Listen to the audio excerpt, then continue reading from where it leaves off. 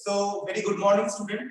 आज का जो क्लास का टॉपिक है, आज का क्लास का टॉपिक में हम लोग देखने वाले हैं इंक्लाइन सरफेस के ऊपर। जब एक इंक्लाइन सरफेस जब एक लिक्विड के अंदर सबमर्ज और इमर्ज कंडीशन में रहता है तो उस टाइम उसके ऊपर जो भी हाइड्रोस्टैटिक फोर्सेस और द टोटल प्रेशर फोर्स और सेंटर ऑफ प्रेशर जो भी अप्लाई होता है वो सारा चीज आज का क्लास में हम लोग देखने वाले हैं। ठीक है, तो उसके ऊपर जैसे पिछला क्लास में हम लोग इंक्लाइन सरफेस के ऊपर एक न्यूमेरिकल हम लोग किए थे कि इंक्लाइन सरफेस में पिछला क्लास में इंक्लाइन सरफेस के ऊपर डेरिवेशन किए थे, जहां पे हम लोग देखे थे कि टोटल प्रेशर फोर्स कैसे डिटरमाइन हो रहा है, सेंटर ऑफ प्रेशर का पोजीशन कहां पे होता है, एंड उसका जो वीडियो है वो वीडियो कल का व्हाट्सएप ग्रुप में ऑलरेडी मैं शेयर कर चुका हूं। ठीक है, तो आज का जो क्लास में हम लोग उस इंक्लाइन सरफेस के ऊपर एक न्यूमेरिकल हम लोग देखेंगे। ओके, सो आप लोगों को ये चीज दिखाई दे रहा है, ये बोर्ड व्हाइट बोर्ड क्लियरली, और मेरा वॉइस ऑडिबल है क्लियरली? Yes sir.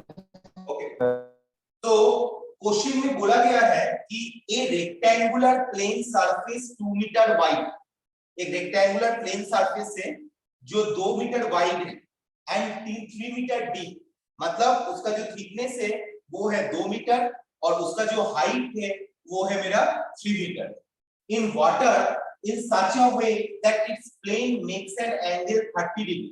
मतलब एक रेक्टेंगुलर प्लेन सरफेस है, मैंने पहले ही बताया था कि कोई भी न्यूमेरिकल करने के पहले हम लोग क्या करना पड़ता है, हम लोग को उस न्यूमेरिकल को धीरे-धीरे स्लोली उसको स्टडी करो और उसमें जो डेटा दिया गया है वो डेटा को अलग करो, बाहर करके रखो। ठीक है, तो जैसे कि यहाँ पे रेक्टेंगुलर प्लेन सरफेस बोला है, इसका वाइड बोला है 2 metre, so b equals to मैंने लिख दिया 2 मीटर, देन 3 मीटर डीप मतलब यहाँ पे मैं यहाँ पे h लिख रहा हूँ, h equals to 3 metre, right. So 3 metre इसका डेप्थ है, 2 मीटर इसका ब्रीथ है, लाइज इन वाटर, इसमें है वो पानी के अंदर है, lies in water in such a वे, इस तरीके से वो लाइज किया है, इस तरीके से वो अभी है कि that its plane makes an angle 30 degree, कि वो ये जो रेक्टेंगुलर प्लेन सरफेस है, इस सरफेस का प्लेन, ये रेक्टेंगुलर सरफेस इस तरीके का है, मान के चलते ये मेरा एक वाटर का सरफेस है। देखो तुमको इस टाइप का क्वेश्चन में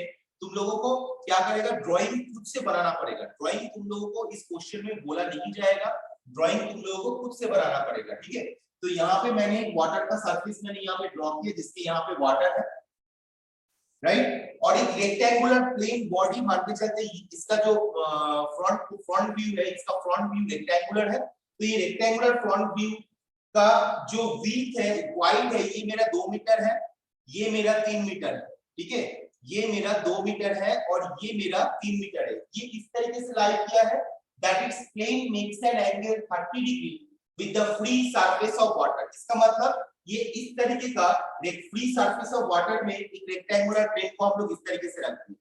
ओके, ध्यान देना इसका सॉल्यूशन को, ध्यान देना कि किस तरीके से इसका सॉल्यूशन हो रहा है। सो ये रेक्टेंगुलर प्लेन को फ्री सरफेस ऑफ वाटर में हम लोग इस तरीके से प्लेस करके रख दिया। तो ये मेरा रेक्टेंगुलर प्लेन सरफेस है, तो मैंने क्या किया, मैंने यहाँ पे एक रेक्टेंगुलर प्लेन सरफेस मैंने यहाँ पे ड्रॉ किया, राइट। इसका ये पोर्शन का वैल्यू है 2 मीटर और ये पोर्शन का वैल्यू है 3 मीटर, और इसका जो प्लेन है ये अभी जिस प्लेन पे है, तो इसका मैंने क्या करता था, मैंने जब पिछला क्लास को अगर थोड़ा सा सोचोगे, पिछला क्लास में मैंने क्या किया था कि एक आर्बिट्ररी ऑब्जेक्ट का शेप लिया था, उस आर्बिट्ररी ऑब्जेक्ट का शेप के ऊपर एक मैंने प्लेन यहाँ पे ड्रॉ किया था, एक आर्बिट्ररी ऑब्जेक्ट का शेप लिया था, उसके ऊपर मैंने यहाँ पे प्लेन ड्रॉ किया था। तो मैं यहाँ पे वही सेम चीज कर रहा हूँ, मैंने रेक्टेंगुलर बॉडी लिया हूँ, उसके ऊपर उसका ही पैरेलल में एक मैं प्लेन ड्रॉ कर रहा हूँ, उसका ही पैरेलल में मैं यहाँ पे प्लेन ड्रॉ कर रहा हूँ। जो प्लेन एक्सटेंड, अगर उस प्लेन को अगर मैं एक्सटेंड करता हूँ, उस प्लेन को अगर मैं इस तरीके का एक्सटेंड करता हूँ, तो वो फ्री सरफेस के साथ कितना डिग्री एंगल बना रहा है, फ्री सरफेस के साथ कितना डिग्री एंगल बना रहा है बताओ? 30 डिग्री 30 डिग्री एंगल बना रहा है, राइट। क्या क्वेश्चन में बोला गया है, determine the total pressure and centre of pressure with the upper as is 1.5 meter below free water surface. इसका मतलब क्या है कि इस कंडीशन में जब मेरा बॉडी इंक्लाइन कंडीशन में है, फ्री वाटर सरफेस के नीचे इमर्स्ड सबमर्ज कंडीशन में रखा गया है और वो 30 डिग्री एंगल कर रहा है फ्री सरफेस ऑफ वाटर के साथ, उस टाइम उसका टोटल प्रेशर मतलब इस फ्लूइड के अंदर है तो फ्लूइड के द्वारा हाइड्रोस्टैटिक फोर्स जो इस बॉडी के ऊपर अप्लाई हो रहा है, जो टोटल प्रेशर फोर्स इस बॉडी के ऊपर अप्लाई हो रहा है, वो total pressure force PP and the position of centre pressure मतलब सीपी कितना होगा वो हमको पूछा जा रहा है। कब? जब अपर एज, ध्यान दो, with the upper edge is 1.5 metre below free water surface. इसका मतलब ये जो मेरा ऑब्जेक्ट का अपर एज है, तो ये ऑब्जेक्ट का अपर एज जो होगा ये प्लेन का भी अपर एज वही होगा। am I right or wrong? अगर ये ऑब्जेक्ट का अपर एज अगर ये है तो प्लेन का भी अपर एज ये होगा। यस और no? Yes, Yes, sir. sir. ठीक है। सो अपर एज अगर अपर एज है तो इसका हाइट फ्री सरफेस से कितना बोल दिया गया है? इसका हाइट फ्री सरफेस से बोल दिया गया है 1.5 मीटर। तो ये तुम लोगों को ड्राइंग न्यूमेरिकल क्वेश्चन को स्टडी करके उसके बाद इस तरह का ड्राइंग खुद से बनाना होगा। तो इसीलिए मैं बार-बार बोलता हूं कि धीरे-धीरे स्टडी करना है, समझना है और उसका सॉल्यूशन यहाँ पे ड्राइंग करना है। और जब भी तुम ड्राइंग कर लोगे तो तुम्हारा सारा चीज का सॉल्यूशन हो जाएगा। ओके, सो नाउ ये ऑब्जेक्ट का सेंटर ऑफ ग्रेविटी कहाँ पे है? तो मेरा पहला काम क्या है, जब भी मैं कोई न्यूमेरिकल करूंगा इस तरीके का हाइड्रोस्टैटिक फोर्स के ऊपर, मुझे उस ऑब्जेक्ट का सेंटर ऑफ ग्रेविटी मैंने ड्रॉ कर पॉइंट आउट किया। तो जो सेंटर ऑफ ग्रेविटी जो होगा, तो यहाँ से सेंटर ऑफ ग्रेविटी से इसका जो हाइट बनेगा, सेंटर ऑफ ग्रेविटी से इसका जो हाइट बनेगा, इस हाइट को हम लोग क्या हाइट बोलते हैं?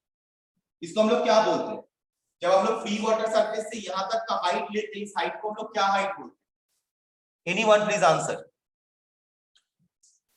इस हाइट को हम लोग क्या हाइट बोलते हैं? H bar. H bar. Thank you. This height is called H bar.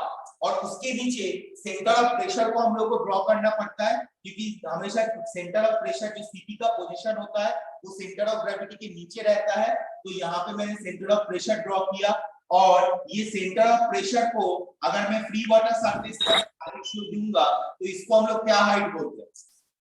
इसको हम लोग क्या height? H star. H star. Thank you. So इस हाइट को हम लोग बोलते हैं H स्टार। सो मेरा अभी देखो drawing is just like previous day drawing. Previous day में जिस तरीके मैंने डेरिवेशन दिखाया था वैसे ही डेरिवेशन के ऊपर बेस करके मैंने ये ड्राइंग बनाया और वो ड्राइंग मेरा कल का लेक्चर में जो मेरा ड्राइंग था कुछ उसी वैसा ही मेरा बन गया। ठीक है, तो अभी देखो ये मेरा G है, ये मेरा P है, ओके, और ये मेरा 3 मीटर है, ये मेरा 2 मीटर है। अब मुझे क्या बोला गया है? टोटल प्रेशर डिफाइन करने बोला गया है। इसके बाद D एंड H बोल दिया गया है, तो थीटा इक्वल्स टू कितना बोला गया है? 30 degree. Theta equals to 30 degree बोल दिया गया है। अब मुझे क्या करना है? मुझे इसके ऊपर टोटल प्रेशर फोर्स डिफाइन करना है। तो इंक्लाइन बॉडी के लिए जब मेरा सरफेस इंक्लाइन है फ्री वाटर सरफेस के अंदर, राइट, तो उस टाइम टोटल प्रेशर फोर्स का फार्मूला क्या है? What is the value of Rho G. बोलो? Rho G A H bar. H bar. Rho G A H bar। तो तुम मुझे यहाँ पे बताओ, तुमको यहाँ पे रो का वैल्यू पता है? रो का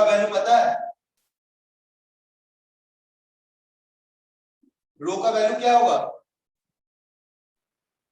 1000.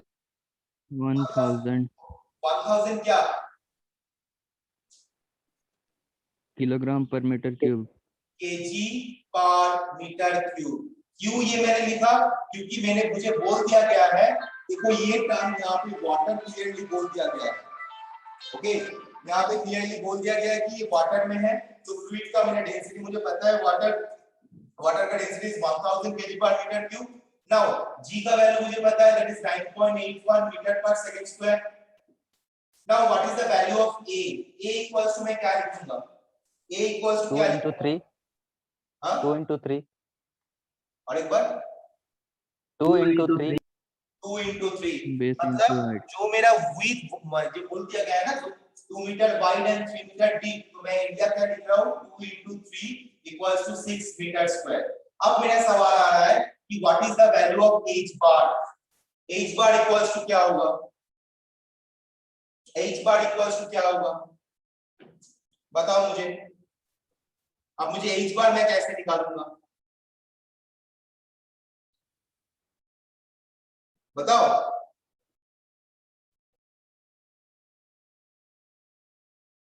BDQ by 12. हाँ ना ना ना ना, वर्टिकल प्लेन के टाइम पे था h bar equals to bd cube by 12, right, centre of gravity. वो bd क्यूब बाय 12 हम लोग कब निकाल रहे थे? जब हम लोग ig निकाल रहे थे। हम लोग ig equals to bd cube by 12 कर रहे थे, लेकिन मुझे यहाँ पे चाहिए h bar. So what is the value of h bar? What is the value of h bar? Now give me the answer. What is the value of h bar? कैसे निकालेंगे ये h bar? बताओ। BD cube by 12 sin 30. कैसे? BD cube by 12 मतलब तो मेरा IG है ना, that is moment of inertia related to the center of gravity. IG for what? Moment of inertia related to the center of gravity. That is IG equals to BD cube by 12. But I am asking how we can define the h bar.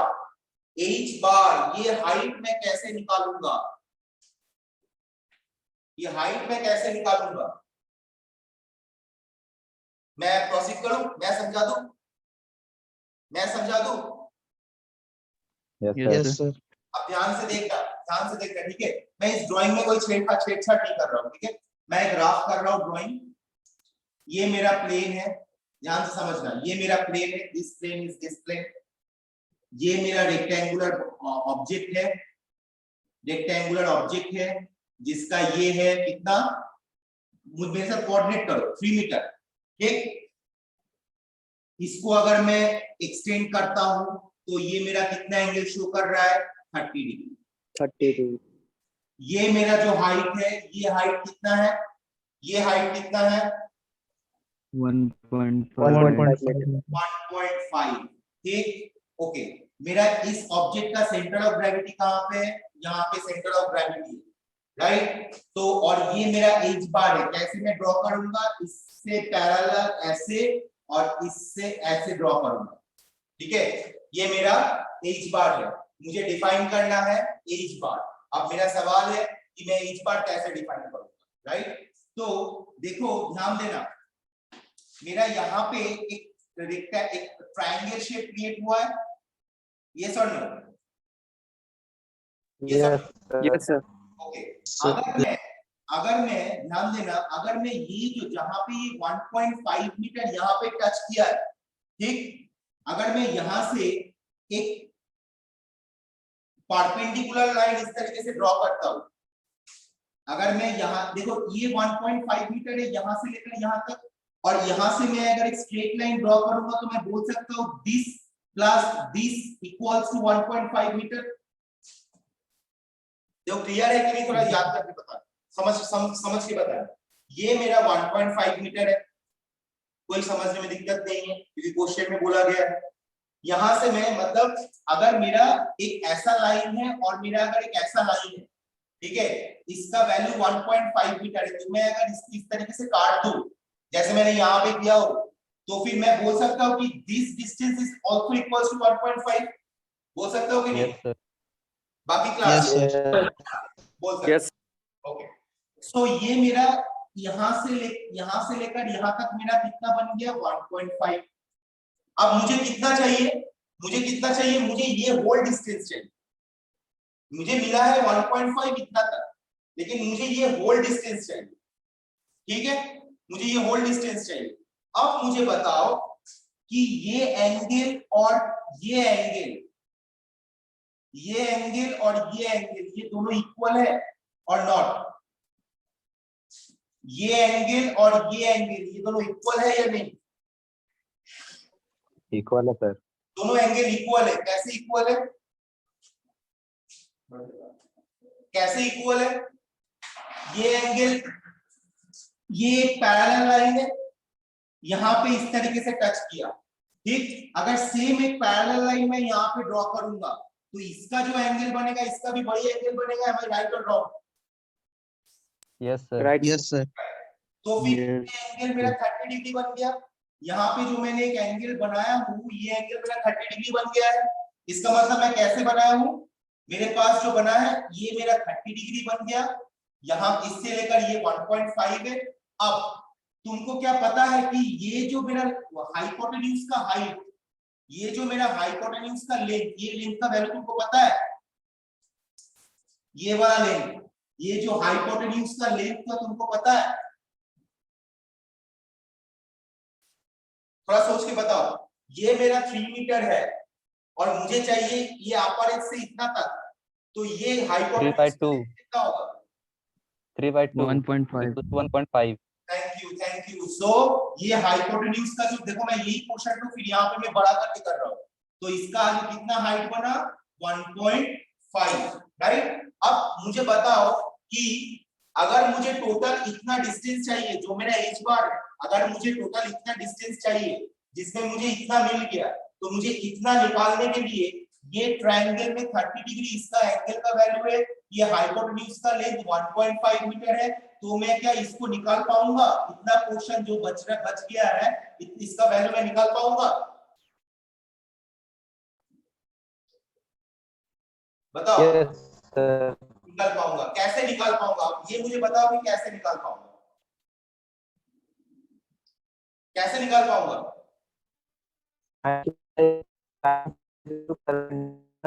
विशाल तुम्हारा आवाज बहुत cut cut के आ रहा है। Okay, बाकी विजय, राहुल, अभिमन्यु, देवो, बताओ। ये 30 डिग्री है, ये 1.5 है, मुझे इतना का हाइट चाहिए, कैसे निकालूंगा? Cos 30 Tan degree. 30 degree.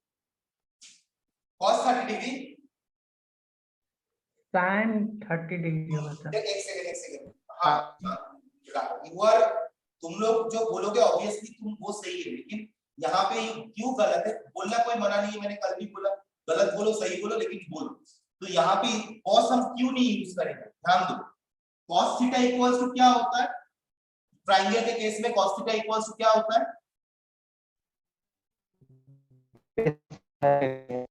Base by hypotenuse. Base by hypotenuse. तो ये जो ट्रायंगल मेरा बना है, इस एंगल के रेस्पेक्ट में बेस कौन सा है और परपेंडिकुलर कौन सा है? इस एंगल के बेस में, इस ट्रायंगल में बेस कौन सा है, परपेंडिकुलर कौन सा है?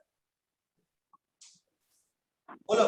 ऊपर base. Upper side वो ये base. वाला बेस है, Yes sir, base है. ये वाला बेस है और ये वाला परपेंडिकुलर है, ठीक। Yes. अब मुझे क्या चाहिए? मुझे ये वाला चाहिए या ये वाला चाहिए? मेरा रिक्वायरमेंट क्या है? ये चाहिए, Perpendicular. मुझे परपेंडिकुलर चाहिए, Yes sir. परपेंडिकुलर चाहिए। तो जब मैं परपेंडिकुलर करता हूं तो मैं क्या फॉर्मूला यूज करता हूं? sin theta equals to perpendicular by hypotenuse. Yes sir. तो फिर अगर अभी Yes, sir. according to this, अभी इतना दूर तक समझ में आ गया सबको? अभी यहां से मैं आगे अगर बढ़ता हूं तो ये ट्रायंगल के केस में मैं लिख सकता हूं sin theta equals to p by hypotenuse. इसका मतलब है sin 30 degree equals to p by 1.5, मैं लिख सकता हूं। Yes, sir. Equals to p by Yes, 1.5। Yes, sir. तो यहां से मुझे ये वाला हाइट, यहां से लेकर यहां तक का हाइट मुझे पता चल जाएगा, p equals to 1.5 sin 30 degree. मेरे परपेंडिकुलर का हाइट पता चल गया। अब मुझे क्या चाहिए? मुझे चाहिए टोटल एज बार, मुझे चाहिए टोटल एज बार। मेरा इतना तक 1.5 मुझे पहले से पता था और इसका वैल्यू आया कितना? p equal to 1.5 sin 30 degree. तो एज बार इक्वल्स टू क्या होगा? H bar 1.5 plus 1.5 plus 1.5 sin 30. और एक बार रिपीट करो। 1.5 plus 1.5 plus 1.5 sin 30. 1.5 sin 30। Thank you. Clear हुआ क्लास? मैं कैसे इस बार को निकाला हूं? क्लियर हुआ?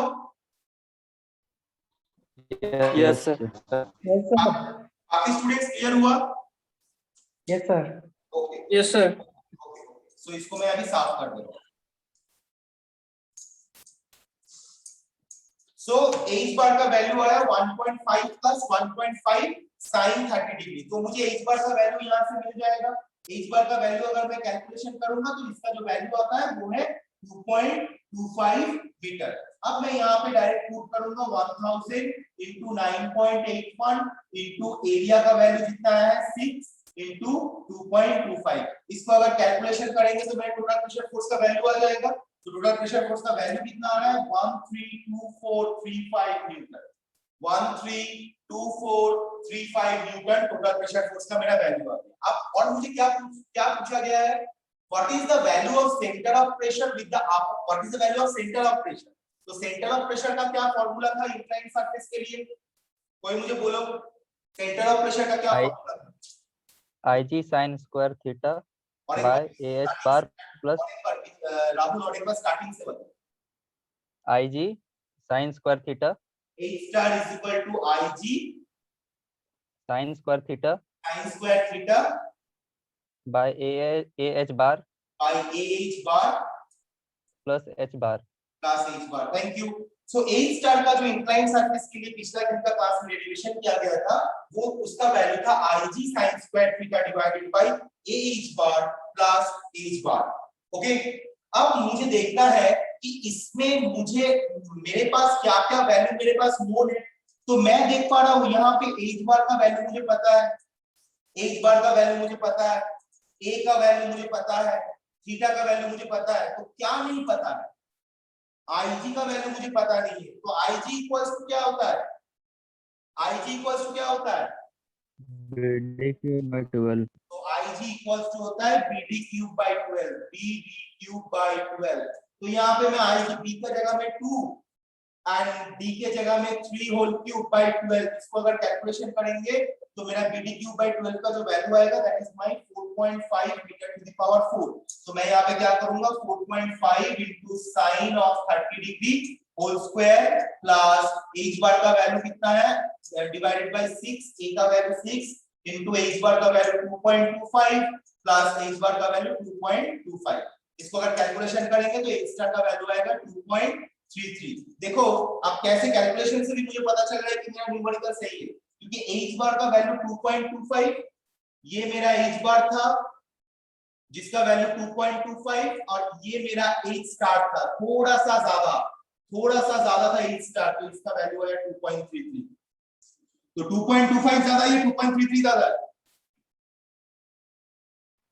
2.33। 2.33 ज्यादा है। इसका मतलब H स्टार का value always more than the H bar, H star का value always more than the H bar. और अकॉर्डिंग टू दैट अगर H स्टार का वैल्यू अगर ज्यादा है इसका मतलब P जो टोटल प्रेशर फोर्स का पॉइंट है, CP का जो पॉइंट है वो always lie below the centre of gravity point. Centre of pressure always lies below the centre of gravity point. Am I clear? ये न्यूमेरिकल क्लियर हुआ है? किसी को कोई doubt? Any students having any doubt? Any students having any doubt? No, sir. No, No, sir. No, sir। Okay, no, sir. ठीक है, अब मैं एक और एक न्यूमेरिकल दिखाऊंगा, लेकिन ये न्यूमेरिकल भी मैं इजी न्यूमेरिकल दिखाऊंगा, टफ न्यूमेरिकल मैं नहीं दिखाऊंगा। टफ न्यूमेरिकल हम लोग करेंगे डायरेक्ट वेडनेसडे को, हम लोग टफ न्यूमेरिकल देखेंगे। ठीक है, हम लोग वेडनेसडे को टफ न्यूमेरिकल देखेंगे। तो ये तो इसको थोड़ा साफ कर देते हैं।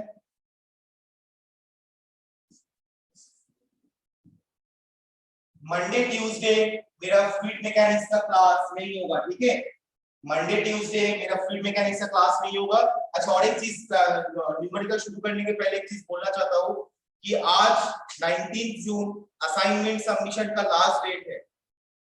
फ्लूइड मैकेनिक्स का असाइनमेंट पिछला हफ्ता दिया गया था, today is the last date. शाम को 3 या 4 बजे तक लास्ट टाइम दिया हुआ है, उसी के अंदर सारा असाइनमेंट सबमिशन कर दो। जिन लोगों का असाइनमेंट बना है वो लोग सब सबमिशन कर दो। अभी क्लास खत्म होने के बाद जब भी ये लाइव क्लास का लेक्चर व्हाट्सएप में जाएगा, साथ में एक असाइनमेंट और जाएगा। ठीक है, फ्लूइड मैकेनिक्स 3 का असाइनमेंट नंबर 3 फ्लूइड मैकेनिक्स का वो assignment, pressure measuring instrument and ये जो मेरा vertical surface incline plane surface, ये सब चीज के ऊपर एक न्यूमेरिकल असाइनमेंट तुम लोगों को दिया जाएगा। असाइनमेंट का क्वेश्चन ग्रुप में दे दिया जाएगा।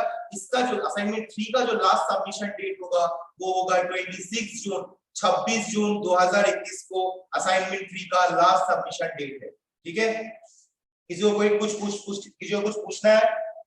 किसी को कुछ पूछना है? Sir No, sir. असाइनमेंट 2 में एक क्वेश्चन था बोलो।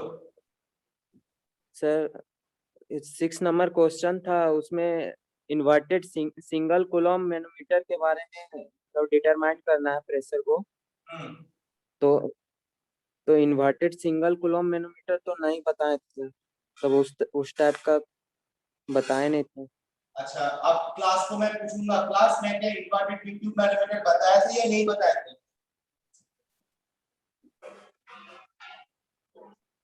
क्लास मैं यूट्यूब मैनोमीटर के बारे में क्लास में बताया गया था या नहीं बताया गया था? सर यूट्यूब मैनोमीटर के Yes, बारे में sir. बताए थे। मैं इन्वर्टेड एक सेकंड, मैं इन्वर्टेड यूट्यूब मैनोमीटर के बारे में मेरा क्लास हुआ था कि नहीं हुआ था? Yes sir Yes, sir. Inverted U tube manometer के ऊपर न्यूमेरिकल दिखाए थे कि नहीं दिखाए थे? Yes sir. तो Yes, sir. अब मुझे कौन सवाल पूछा था, मुझे बताओ, पूछो। वो कौन सवाल पूछ रहा था विजय?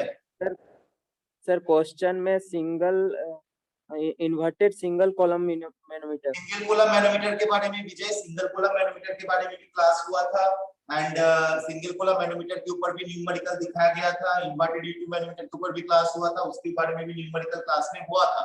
मे बी तुम उस दिन क्लास एब्सेंट किए थे या स्किप हुआ था तुमसे, तो तुम एक काम करोगे, अगर उस लेक्चर के बारे में तुमको जानना है तो तुम मेरा चैनल को सब्सक्राइब किए हो कि नहीं किए हो? यस सर, किए।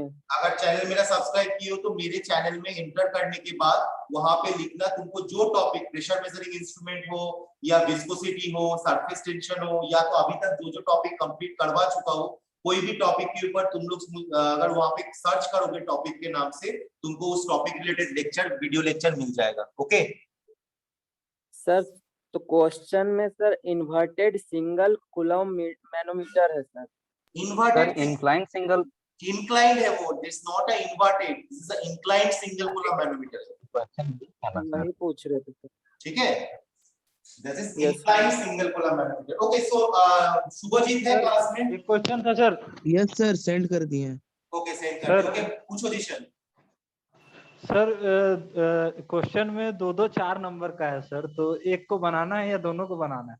दोनों को बनाना है, वहां पे कोई अल्टरनेट क्वेश्चन नहीं है, ये असाइनमेंट है, एग्जामिनेशन नहीं है। नहीं सर, वो दोनों 4 नंबर, मतलब दोनों एक ही नंबर का 4 करके 2 है, तो इसलिए पूछा सर। नहीं, तुमको दोनों ही बनाना होगा। ठीक है, अच्छा ठीक ठीक है है दिशन। ठीक है सर, थैंक यू। ओके, एक सेकंड बस, क्वेश्चन तो मुझे लिख लेने दो, उसका तुरंत ये वाला कंप्लीट हो जाएगा। सर असाइनमेंट बाद में जमा होगा सर? असाइनमेंट मूडल में सबमिशन कर दो। असाइनमेंट उसके बाद फिर ऑफलाइन भी जमा करना है सर? ना ऑफलाइन, देखो मैंने क्या बोला था ना, मैंने बोला था कि फ्लूइड के लिए एक असाइनमेंट का कॉपी रेडी रख लो, एक मोटा सा कॉपी खरीद लो, जिसमें जब मैं असाइनमेंट 1 दूंगा असाइनमेंट 1 को लिख लेना है, असाइनमेंट 2 दूंगा असाइनमेंट 1 के बाद एक पेज छोड़ के असाइनमेंट 2 लिखना है, फिर एक पेज छोड़ के असाइनमेंट 3 लिखना है। अब देखो इसमें क्या होगा ना कि तुम्हारे पास after the end of the fluid mechanics class तुम्हारे पास क्या आ जाएगा, तुम्हारे पास हर चैप्टर बेस्ड कम से कम 10 15 20 को क्वेश्चन आ जाएगा। ठीक है सर। तो एग्जामिनेशन टाइम में मान के चलो सेमेस्टर एग्जामिनेशन अगर फिजिकल एग्जामिनेशन हुआ तो उसमें तुम लोगों को क्या सुविधा होगा कि एक सिंगल कॉपी में फ्लूइड मैकेनिक्स रिलेटेड जितना सेमेस्टर में क्वेश्चन आता है या जिस टाइप का क्वेश्चन आता है वो तुमको एक ही कॉपी में मिल जाएगा। ठीक, उसके साथ साथ तुमको आंसर भी मिल जाएगा। ठीक, तो इसमें तुम लोगों को सुविधा है। तो सर व्हाइट पेज में हम बना दिए हैं सर, कोई दिक्कत सर? नहीं, अभी मैं ये नहीं बोल रहा हूँ कि अभी दिक्कत है, ठीक है, मैं ये भी नहीं बोल रहा हूँ कि तुम लोगों को अभी सबमिशन करना है, लेकिन उस कॉपी को रख देना, इनकेस अगर कभी भी जरूरत पड़ सकता है तो हम बोलेंगे कि उस कॉपी को सबमिशन करने के लिए।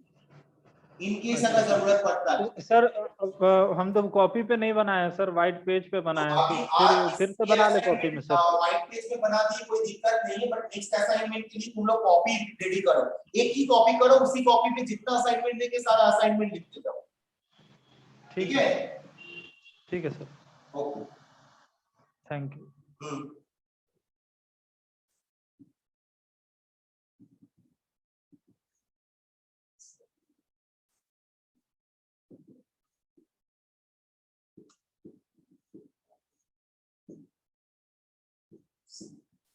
सो तुम्हारे सामने अभी ये क्वेश्चन है, बोला गया है कि a circular plate 3 metre diameter, अब रेक्टेंगल बॉडी से ऑब्जेक्ट का शेप बदल गया, सर्कुलर प्लेट हो गया। ठीक है, क्लास खत्म हो जाएगा तो फिर तुरंत ज्वाइन कर लोगे। A circular plate 3 metre diameter is immersed in water, पानी के अंदर डूबा हुआ है, in such a way that its greatest and least depth below the free surface are 4 meter and 1.5 meter respectively। इसका मतलब क्या है वो मैं तुम लोगों को समझा रहा हूं। ठीक है, determine the TP total pressure force on one face of the plate and center of pressure, ये तुम्हारे सामने क्वेश्चन है। तो क्वेश्चन देख के तुमको मैंने पहले बताया कि ड्राइंग करना है, तो फर्स्ट ऑफ ऑल मैं सर्कल डायमीटर का 3 मीटर डायमीटर का एक मैं सर्कल ड्रॉ, तो मेरे पास एक 3 मीटर डायमीटर का सर्कल मैंने ड्रॉ के लिए कर लिया। जो मेरा क्या बोला गया है, इस इमर्स्ड इन वाटर, तो पानी के अंदर वो क्या है, डूबा हुआ है, पानी के अंदर ये डूबा हुआ है ये circular plate, that is greatest and least depth. What is the meaning of greatest and least depth, right. अब ये सर्कुलर प्लेट का जब भी क्वेश्चन आएगा, यहाँ पे ये क्वेश्चन में बोल दिया गया कि ग्रेटेस्ट एंड लीस्ट डेप्थ, इसका मतलब क्या है, ये सवाल बहुत जरूरी है। जब ग्रेटेस्ट एंड लीस्ट डेप्थ बोला जाता है, इसका मतलब मान के चलो, एग्जांपल दे रहा हूं, मान के चलो तुम्हारे सामने ये कॉपी है, मान के चलो तुम्हारे सामने ये कॉपी है, तो ये कॉपी अगर इस कंडीशन में रहेगा, ये कॉपी अगर इस कंडीशन में रहेगा, और ये अगर मेरा फ्री वाटर सरफेस है, राइट, तो इसका ग्रेटेस्ट और लीस्ट डेप्थ मतलब क्या है, ग्रेटेस्ट डेप्थ मतलब है this is called greatest depth. दिखाई दे रहा है, दिखाई दे रहा है, दिखाई दे रहा है ना? Yes sir, So this Yes, is called greatest depth. This is called greatest depth. और what is the meaning of least depth? This is called least depth. अब मैं समझा पाया? अब मैं समझा पाया ना? तो इसका मतलब आप अगर ये बुक के लेवल पे अगर प्लेन ड्रॉ करूंगा, बुक के लेवल पे अगर एक प्लेन ड्रॉ करूंगा, तो ये प्लेन इंक्लाइंड सरफेस बना, ये प्लेन इंक्लाइंड सरफेस बना फ्री सरफेस के नीचे। Yes sir. ओके, तो इसी तरीके से यहाँ पे क्वेश्चन में बोला गया है, देखो मैंने क्या किया, मैंने एक सर्कल ड्रॉ किया, मुझे पता ही नहीं ये क्वेश्चन देख के कि ये सर्कल इंक्लाइंड है या वर्टिकल है या हॉरिजॉन्टल है। सर्कल तो कभी हॉरिजॉन्टल वैसा तो नहीं होता है, या तो वो हमेशा इस तरीके का शेप में हम लोग हमेशा ड्रॉ करते हैं। तो पहला लाइन से मुझे यही लगा कि ये सर्कल इस तरीके का है, तो क्या बोला गया, ये circular plate 3 metre diameter is immersed in water. तो मैंने क्या किया, एक वाटर सरफेस बनाया, उसके नीचे मैंने सर्कल को प्लॉट कर दिया। ठीक है, जिसका डायमीटर कितना है, डायमीटर इज 3 मीटर हुआ। इन सेकेंड लाइन जब मैं पढ़ने गया, in such a way that it's greatest and least depth below the free surface of 4 metre and 1.5। अब मुझे पता समझ में आया कि भाई ये सर्कल को अगर इस कंडीशन में रखेंगे, तो ग्रेटेस्ट और लीस्ट डेप्थ जब करने जाएंगे तब मुझे दिक्कत हो जाएगा, तब मैं इसको इंक्लाइंड सरफेस में शो नहीं कर पाऊंगा, क्योंकि जब जिस तरीके से क्वेश्चन में बोला गया है उस हिसाब से मुझे पता चल रहा है कि ये सर्कल थोड़ा सा इंक्लाइंड कंडीशन में, तो मैं अभी सर्कल को इंक्लाइंड कैसे करूंगा, सर्कल कोई भी डायरेक्शन में घुमाऊंगा तो इसी तरीके का देखने में लगेगा। तो मैं क्या करूंगा, ध्यान से देखना मैं क्या कर रहा हूं, ठीक है। मैं इंक्लाइंड प्लेन ड्रॉ कर लिया और इसको मैं बोल रहा हूं कितना metre, 1.5 metre, this is my least depth, और इसको मैं बोल रहा हूं 4 metre, this is my highest depth. Am I clear student? Yes yes sir, sir. Okay, अब मैं क्या कर रहा हूं, अब मैं इसको फिर से साफ करता हूं, ये मुझे समझाने का काम था, मैंने समझा दिया। और तुम लोग का भी समझने का काम था, तुम लोग समझ लिए।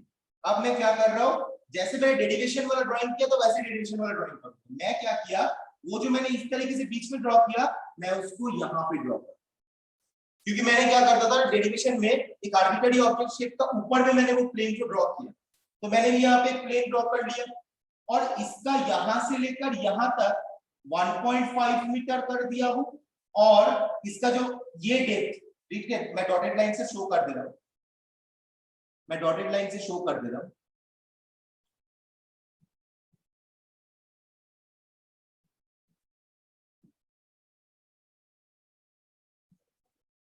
ठीक है, तो इसका ये वाला डेप्थ का वैल्यू कितना बोल दिया जा रहा है, इसका ये वाला डेप्थ का वैल्यू बोल दिया जा रहा है 4 मीटर, और इसका ये वाला लेटेस्ट डेप्थ का बोल दिया जा रहा है 1.5 मीटर, 1.5 एंड 4 मीटर। तो ये मेरा ग्रेटेस्ट एंड लीस्ट डेप्थ हो गया। अब मुझे बोला जा रहा है determine the total pressure on the one face of the plate and centre of pressure, मतलब टीपी एंड सीपी, ये दोनों निकालने बोल दिया गया है। तो मेरा पहला काम क्या होगा, सर्किल का सेंटर में मैं सेंटर ऑफ ग्रेविटी ड्रॉ करूंगा जी, फिर उसको मैं इस तरीके से बनाऊंगा डॉटेड लाइन, और यहां से यहां तक मैं इसको क्या लिखता हूं, कौन सा हाइट लिखता हूं, इसको मैं क्या हाइट लिखता हूं, h bar h bar. Thank you. इसका डायमीटर कितना है, इसका डायमीटर कितना है, 3 मीटर 3 मीटर इसका डायमीटर। मीटर तो अगर इसका डायमीटर 3 मीटर है, इसका मतलब ये वाला लेंथ, ये वाला होल लेंथ 3 मीटर है, राइट, ये होल लेंथ 3 मीटर है। Yes sir. Yes sir.